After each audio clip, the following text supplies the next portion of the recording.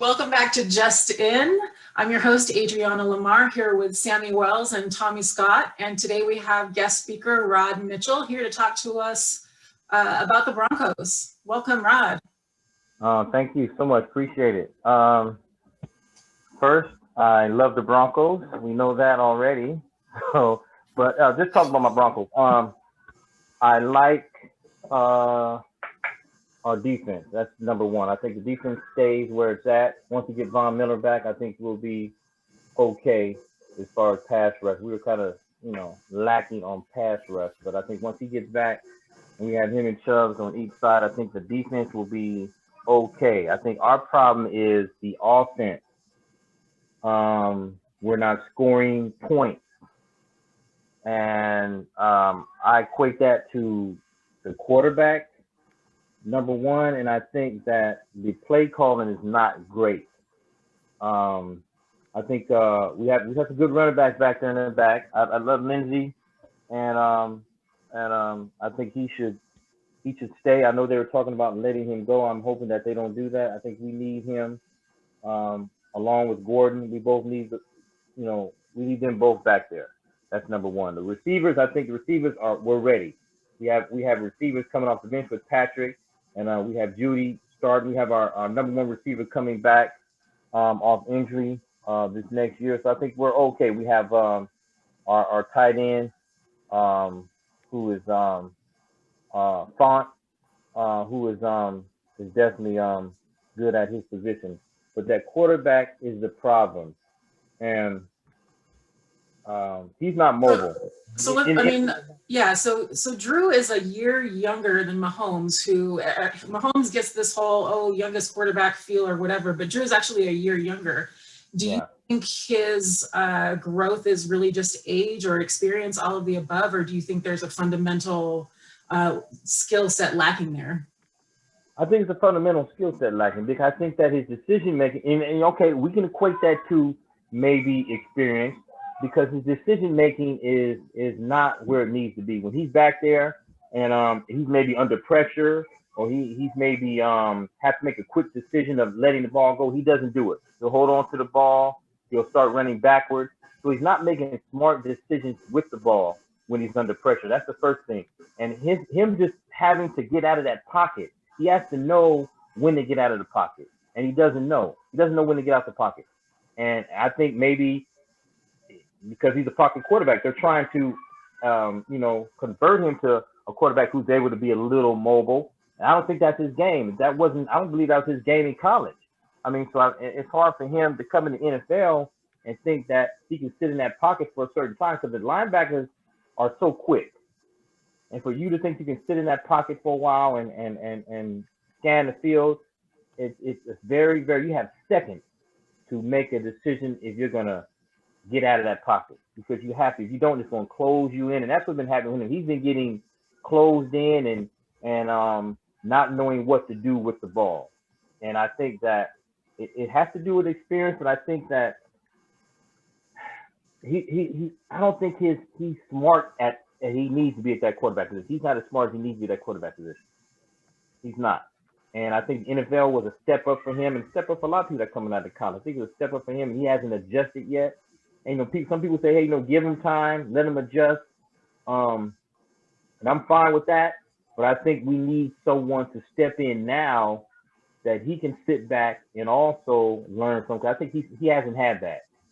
He hasn't had someone who has been in the game, who's able to be mobile in that pocket, that he can sit back and say, okay, maybe I need to, patent my game after this quarterback that I'm sitting here watching. He hasn't had that. He needs that. And I would love Deshaun Watson there. I think that he can give him, some uh, pointers on how to manage that pocket and when to get out of that pocket. But if not, you know, um, the gentleman out of Detroit, coming from the Lions, what's his name? Stafford. Yeah, Stafford. He would be good. I would take him. Um, I don't think he is the answer, but I think he'll win us some games. He may get us to the playoffs. Um, and once you get there, it's a whole new season. But I mean, don't know. It's so hard to find a franchise quarterback, someone that can step in and say, okay, now he's here. He's going to be here. Now let's just do what we do around him. And we have the pieces. We just need a quarterback. We have the pieces. We have the running backs. We have the We have the wide receivers. We have a line that's kind of picked up. You know, Bottles, that's his name. But he started out bad. He had a bad season. This season he had a good season. He was, matter of fact, they recognized him a couple times. So I think the offensive line can get us there. We just need a quarterback that can get out of there when it's time to get out, because that pocket does break down. It takes a while, but you know, if you have a good line, you have a good line. But that pocket eventually breaks down because you have linebackers that are so quick. They're so quick, and they're coming from those edges, and it's just, you know. And then you have those blinches that come from those safeties. So you have to learn how to get out of there. And I think that's what it is right now. The NFL is about mobile quarterbacks. If you have a quarterback that's mobile, there's an issue. Yeah, people don't know what to do with him right now. Even Brady. I mean, Brady has won Super Bowls, and he hasn't been a mobile quarterback. You see what happens when he gets pressured, you know. But he's been able to stand in there because he's had a line that's kept him, and he's had, and his passing. You know, he's changed his passing now with Tampa Bay. He's going long distance. He didn't really do that with New England. He was across the middle, short passes, and that's how they got where they got. Now he's having to adjust with Tampa Bay. That's why he's throwing a few interceptions, and he's got sacked a few times because Tampa Bay wants to spread it out and go long and get downfield. And now he has to sit in that pocket, and that pocket breaks down on Brady now. He didn't have to do that with New England. He didn't have to do that with New England. Their passes were more across the middle, and you know, they were working more with the tight end. Now with Tampa Bay, they have wide receivers that want to go long, so now he has to sit in that quarterback that pocket a little bit longer, and you can't sit in that pocket any longer. That's why he's throwing interceptions. That's why he's getting sacked. So the mobile quarterback is what you need, because again, linebackers are too fast.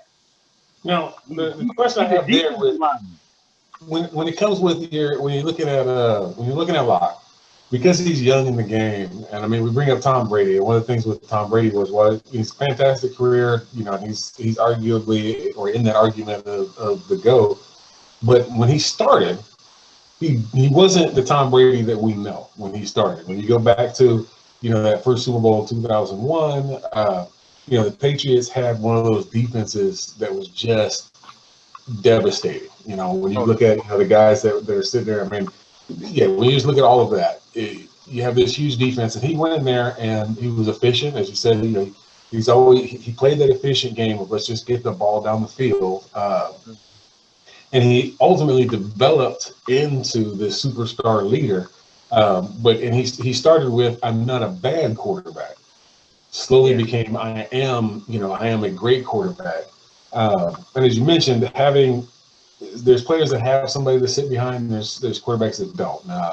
As you can look at, technically he had a little while to sit behind Bledsoe, and so he's kind of in that where, you know, he got some there. Or if you look at like Aaron Rodgers, who got to sit behind Favre for a little while. But then you look at Alex Smith, who got, you know, thrown in with the Wolves right at the beginning. Everybody said, hey, he's washed up. You know, 5-6 years later, all of a sudden, well, apparently he's not washed up. He's just clean. Where do you see Locke fitting in with that? Because I know, like right now, if you had to say like pick one forever, he's not the guy. But do you think he has the ability, you know, to get there? Yeah, I think he does, because I've seen games where he, you know, he started out kind of shaky, but you know, as the game went on, he got better. But the problem with that is, the longer the game went on, he got worse. So I mean, he came, you know, at that point when we get to the fourth quarter and we need you to stay where you were at in the third quarter and things like that. He doesn't. It seems like now his decision making starts taking over, and it's not good decision making as we're in the fourth quarter. Now we need you. We need you to stay consistent now, because you started out before half, you got us some points. We're still in it.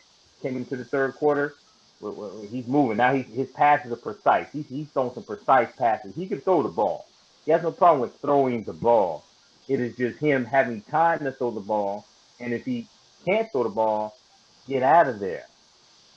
So is it a consistent, decision making errors, or is it really a stamina issue? And I only, I'm cautious about the last part because he's been in the game since 2019. So you'd think 2 years into it, he should have more stamina by now, but maybe not. So, again, is it something that he needs to work his way into being able to play 4 straight quarters and not be able to break down? Or again, we go back to that question of, is this just a fatal issue and he just doesn't have the skill? I think he does have the skills. I think it's going to take him mastering those skills and him seeing someone that has already mastered the skills. It's very important. So he needs a mentor. Yeah, he needs someone that can show him the steps to getting to where he needs to get. Right now, he's just put in there, and he's put in there and they're telling him get to those steps that you need to get to. But it's hard to do that when the game is moving so fast. The game is moving so fast. So you put me in the game, now the game is moving so fast. I can't see what I need to see versus if I'm sitting on the sideline, now he can see the whole game. I can see the whole game. Wasn't Joe Flacco that? Wasn't Joe Flacco that? Wasn't Joe Flacco supposed to be a mentor? No, we got Joe Flacco when he wasn't Joe Flacco. We got Joe Flacco when he was kind of like, okay, I'm at the end, take me. That Joe Flacco wasn't someone that can come there and say, hey, you know what? I'm still where I need to be. Watch me. He wasn't. When we got Joe Flacco, he wasn't there. He was just a Joe Flacco that, we took him. We was hoping that he would do something, but he really had nothing left. Joe Flacco had nothing left. Well, that's the trick with that there is when Flacco, they wanted Flacco to come in and play. And what they got was, Flacco was brains intact and everything, but the rest of it's just is not there. He's at the end. He's not declining. He's at the end. This is done. And so they went from, okay, we can have Flacco in here, Locke can sit and watch and see the game, and then it went from, well, actually, we kind of need you to play right now. And it's a tough spot to be in because you're talking about that mental stamina to get into the fourth quarter and to be, Joe Cool, if you will, where it's like this is just another play. It's just not there at the moment. And there's some other things with that. And I mean, from what I saw with the Broncos this year, it's like, defense was an issue, and so was the ability to consistently run the ball. Because when you have, the young quarterback and all that, if you can make the defense defend